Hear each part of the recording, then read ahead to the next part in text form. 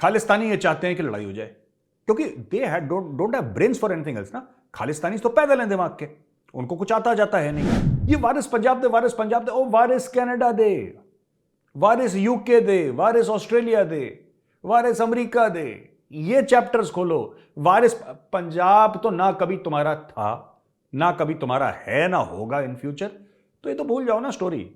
तुम्हारा जो बाप है अमृतपाल सिंह, वो चूहे बिल्ली की तरह बिल में घुसा हो पता नहीं कहां कहां अपनी जिंदगी बचाने के लिए, और वहां से वीडियो निकाल रहा है कि मैं बहुत बड़ा चौधरी हूं। है भाई, ये जो गिल साहब हैं जिनको थ्रेट मिली है, ये कहते हैं कि ही वॉज, ये एक डिनर ऑर्गेनाइज कर रहे थे in honour of Verma, right, whose probably a diplomat posted there. ये वेस्टर्न कनाडा विजिट कर रहे थे, तो ये वर्मा साहब के लिए डिनर रख रहे थे, तो इनके ऊपर अटैक हुआ, इंक्लूडिंग बिट्टू अटवाल एंड पॉल बड़ाइच। इनके ऊपर अटैक हुआ और डेथ थ्रेट इशू हुई, और इनको बोला गया योर लैपडॉग्स ऑफ मोदी, तुम मोदी के कुत्ते हो। अच्छा, मैं एक बात बताता हूं आपको, ये मोदी के कुत्ते वाली बात, ठीक है, जरा खालिस्तानियों को भी मैं समझा दूं आपको कि खालिस्तानी कर क्या रहे हैं, किसके इशारे पे चल रहे हैं। क्या मोदी ने, क्या प्राइम मिनिस्टर मोदी ने एक बार भी कोई ऐसा बयान दिया जो हम ये कह सकते हैं कि सिख कम्युनिटी के खिलाफ है? एक बयान। क्या मोदी जी ने कभी यह बोला कि वो, मतलब कोई भी ऐसी बात बोली जो आप समझ लो कि पंजाब या सिखों के खिलाफ? कोई भी एक कोई बात, एक कोई ट्वीट, एक कोई बयान? मैंने तो मोदी जी की जितनी भी फोटो देखी है, मैंने देखी है गुरुद्वारे साहब में मत्था टकाए बैठे हैं, वहां पे सर पे रुमाल अपना रखे, ठीक है, और उनको कृपाण दी जा रही है, ही इज एक्सेप्टिंग इट, वो स्वॉर्ड ना, ही इज एक्सेप्टिंग इट। मैंने तो यही देखा है, मैंने तो अभी तक एक बयान नहीं देखा। फिर ये मोदी जी के पीछे क्यों पड़ा है खालिस्तानी?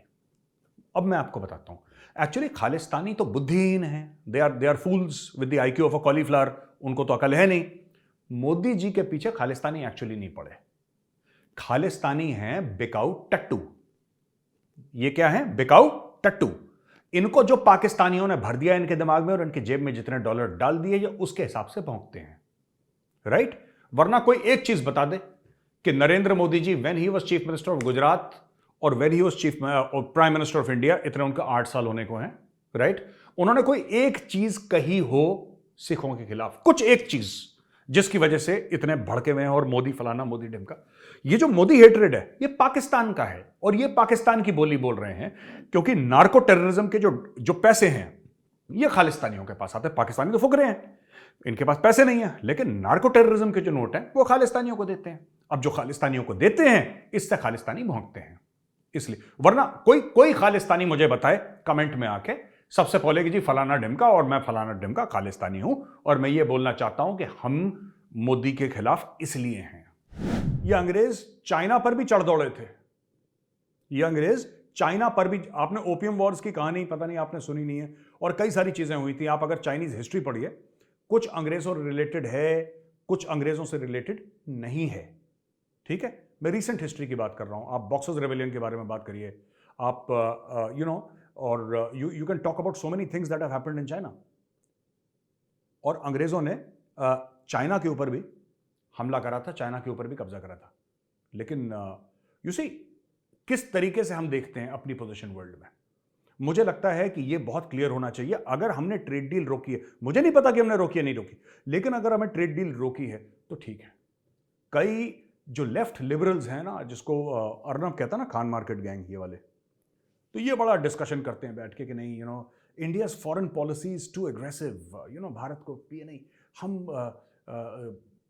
इसका देश है, हम उसका पता नहीं किस किस का देश है हम लोग, मुझे तो याद ही नहीं आता क्या क्या बोलते हैं लोग, हम we should believe in peace. देखिए, मैं एक बात मानता हूं, जो शांति होती है ना, जो पीस होता है, जो अमन होता है, वो तभी होता है जब आपके दुश्मन को यह पता हो कि you can visit violence at his door step. जब दुश्मन को यह पता हो कि आप उसका मार मार के दुम्बा बनाने की सलाहियत रखते हैं, कैपेबिलिटी रखते हैं, तब जाके अमन और शांति होती है। घर में बैठे बैठे भजन करके कभी अमन नहीं होता, ठीक है। तो जिसकी भी ये गलतफहमी है, जो भी लेफ्ट लिबरल है, अगर उसकी ये गलतफहमी है कि भारत की फॉरेन पॉलिसी, और कई लोग ये कह रहे हैं कि साहब, इनफैक्ट डॉक्टर शशि थरूर ने बयान दिया था कि आई वुड एडवाइज जय यानी डॉक्टर जयशंकर की बात कर रहे हैं to be slightly tone down, cool down a little bit. Why आपको क्या ऐसा लगता है कि खालिस्तानियों को एक खुली छूट मिलनी चाहिए कि फ्रीडम ऑफ स्पीच और फ्रीडम ऑफ एक्सप्रेशन के तहत वो हमारे किसी भी हाई कमीशन, किसी भी एम्बेसी, किसी भी कॉन्सुलेट पे चढ़ दौड़े and there are no repercussions? There should be cost and consequences. दोस्तों, मैं तो ये कहता हूं कि there should be cost and consequences. इसका जो जुर्माना है वो खालिस्तानियों को तो भरना ही भरना है. जो उनके होस्ट हैं यूके को भी जुर्माना भरना है. वो दिन चले गए जब भारत एक बहुत गरीब मुल्क हुआ करता था. तब वैसे जब भारत गरीब मुल्क हुआ करता था तब भी भारत ने कभी किसी का डिक्टेशन नहीं लिया. Nobody could have told Mrs Indira Gandhi, right, उनकी 10 गलतियां होंगी इंदिरा गांधी जी की, और मैं उनसे कई चीजों में डिसएग्री करता हूं, but nobody could have bullied Indira Gandhi. She was not a lady who could have been bullied कि आप ये करो ये करो. Not at all, not at all. तो अब तो भारत बिल्कुल अलग रूप में आ चुका है. Why should we take dictation जी? अगर कल यहां पे लोग चढ़ दौड़े ना यूके हाई कमीशन के ऊपर नई दिल्ली में, आप देख लीजिएगा इंडिया में लॉ एंड ऑर्डर की प्रॉब्लम है, सिक्योरिटी की. ये गोरा इतना गाना गाएगा, मैं बता रहा हूं, गोरा इतना गाना गाएगा कि आप मान नहीं सकते गोरा कितना गाना गाएगा. गोरा गाना गा गा के मतलब गोरा हवा बना देगा पूरी. लेकिन हमारे हाई कमीशन, हमारे एम्बेसी में जो हो कोई फर्क नहीं पड़ता. सो आई थिंक, मुझे नहीं पता भारत ने ट्रेड डील रोकी है नहीं रोकी, आई डोंट नो, पर अगर भारत रोकता है तो I will be a firm supporter. और मैं चाहता हूं कि आप भी इसके बारे में ट्वीट करिए और सोशल मीडिया में डालिए.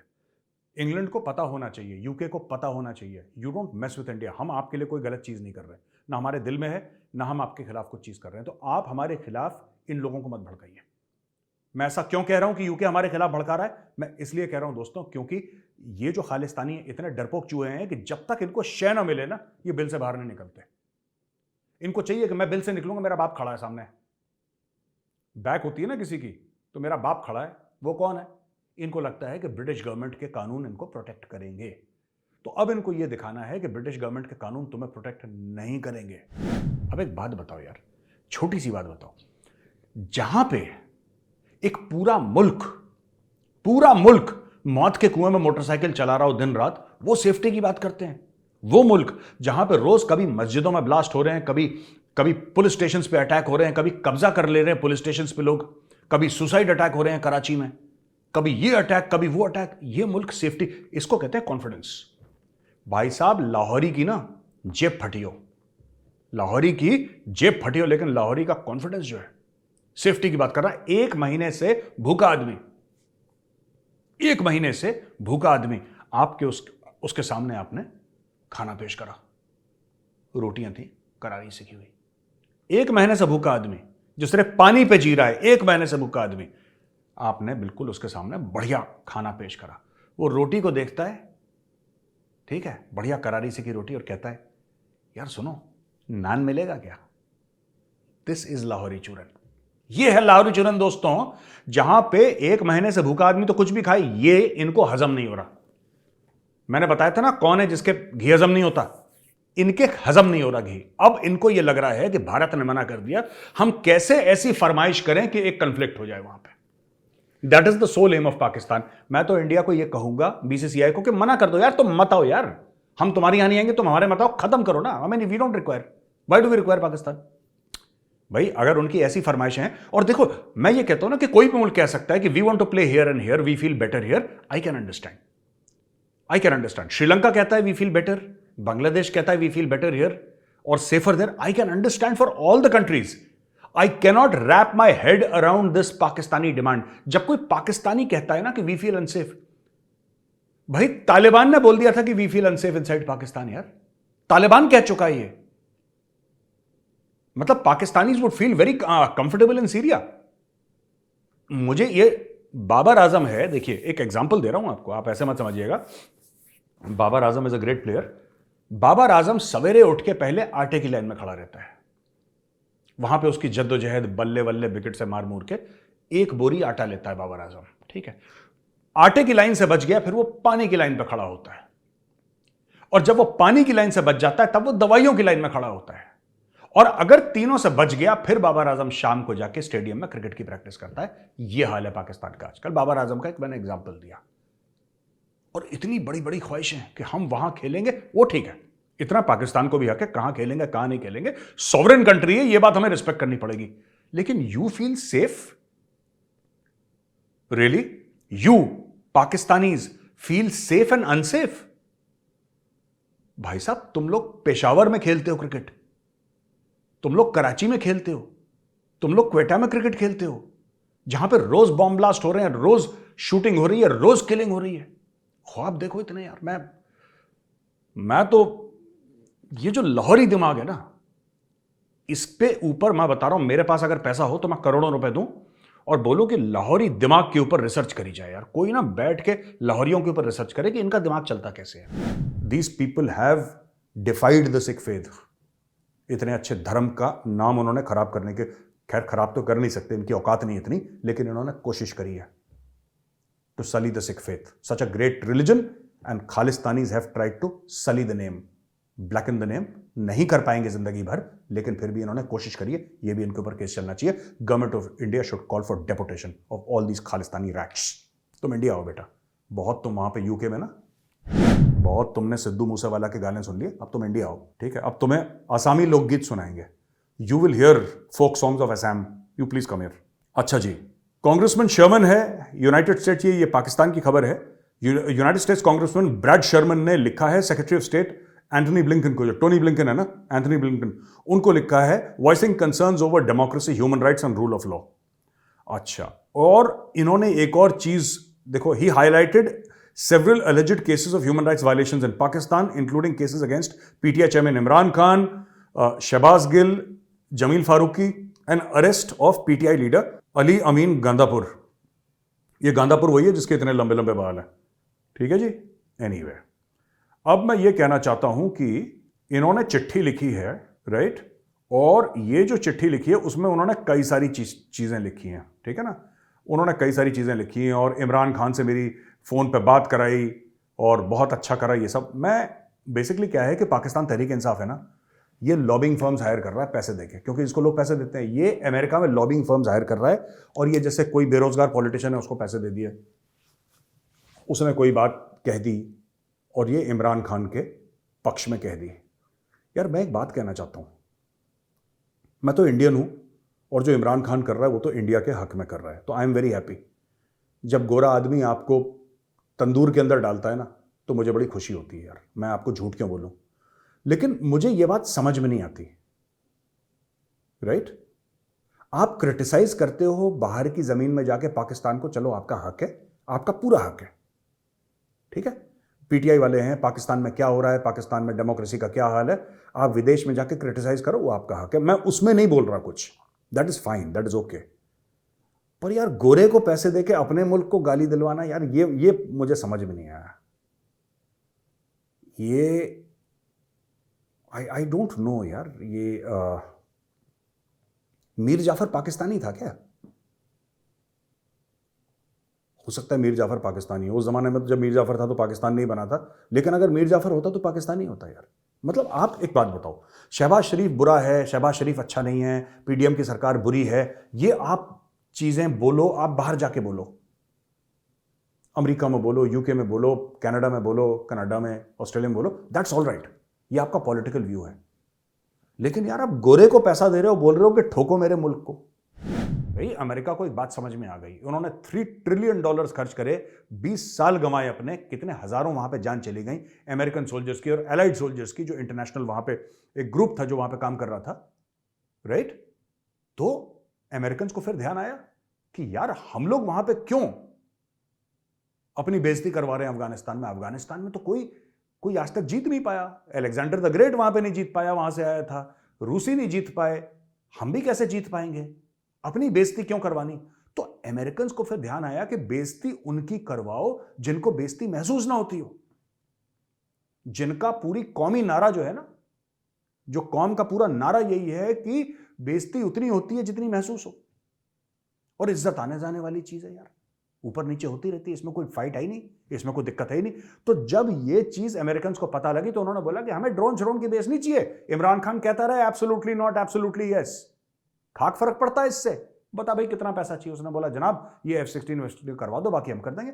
अब पाकिस्तानी एयरफोर्स क्या करेगी, तहरीक तालिबान पाकिस्तान के टारगेट्स को तो ठोकेगी, ये ठोकेगी तहरीक तालिबान टारगेट्स को। लेकिन अमेरिकन बीच में बोलेंगे अच्छा जरा 4-5 किलोमीटर लेफ्ट राइट भी हो जाना, वो इस्लामिक स्टेट वाले के ऊपर बम गिरा देना, ये भी बम गिरा देंगे F-16 से।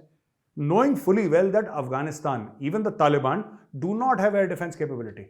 उनके पास है ही नहीं, या है तो बड़ी प्राइमरी टाइप की है उनके पास, वो स्टिंगर स्टुंगर होंगे उनके पास कुछ, otherwise they don't have any great missile systems and all that. तो F-16 आए, चुपचाप वहां पे आए और ठोक के वापस चले गए Pakistan, and no one's the visor.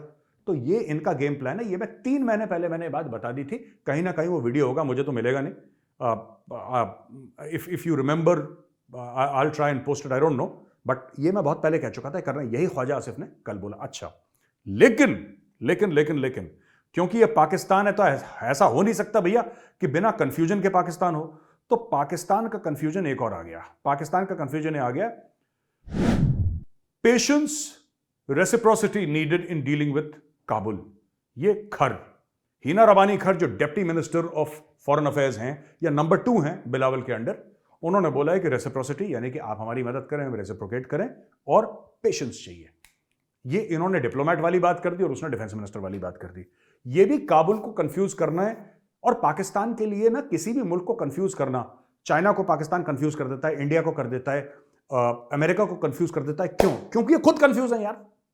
ये कोई साजिश नहीं कर रहे पाकिस्तानी, ये खुद कंफ्यूज्ड हैं। तो जब ये कम्युनिकेट करते हैं अपने नेचुरल स्टाइल में, पूरा साफ दिल करके और साफ दिमाग करके, पाकिस्तानियों का सिर्फ दिल साफ नहीं, इनका दिमाग भी साफ है, तो साफ दिल और साफ दिमाग करके जब कम्युनिकेट करते हैं तब यही पता लग जाता है सब कंफ्यूज। अब इन्होंने तालिबान को कंफ्यूज कर दिया। एक बंदा बोल रहा है अटैक करेंगे, दूसरा बंदा बोल रहा है पेशेंस, और दोनों एक ही कैबिनेट में हैं, दोनों एक ही कैबिनेट के मंत्री हैं, दो अलग अलग।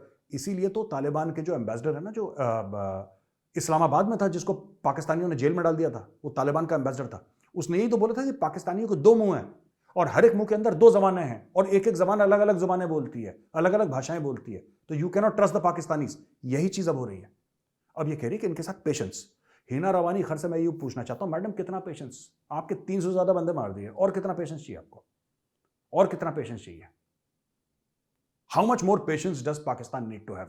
मैं ये नहीं कह रहा कि आप अफगानिस्तान के अंदर अटैक करिए, मैं ये नहीं कह रहा, बट ये जो आप कह रहे हैं ना बात, देखो आप कह रहे हैं, आप बोल रहे हैं कि रेसिप्रोकेट करना पड़ेगा तालिबान को और पाकिस्तान को, वो हमारे लिए अच्छा करें, हम उनके लिए अच्छा करेंगे, वो हमारी मदद करें। भाई सुनो, आपको चाहिए डॉलर, राइट? अब तालिबान इस मामले में गलत है और मैं तालिबान को कंडेम करता हूं, जो वुमेन एजुकेशन, गर्ल एजुकेशन की बात है। लेकिन तालिबान क्यों खड़ा हो गया पूरी दुनिया के सामने और वो झुक नहीं रहा? और पाकिस्तानी एटम बम होने के बावजूद, इस्लाम का किला होने के बावजूद, leader of the so called Islamic world, जो खुद को ये लोग सर्टिफिकेट स्टैंप करके और साइन करके देते हैं, उसके बाद पाकिस्तान क्यों लेटा रहता है जमीन पर सबके सामने?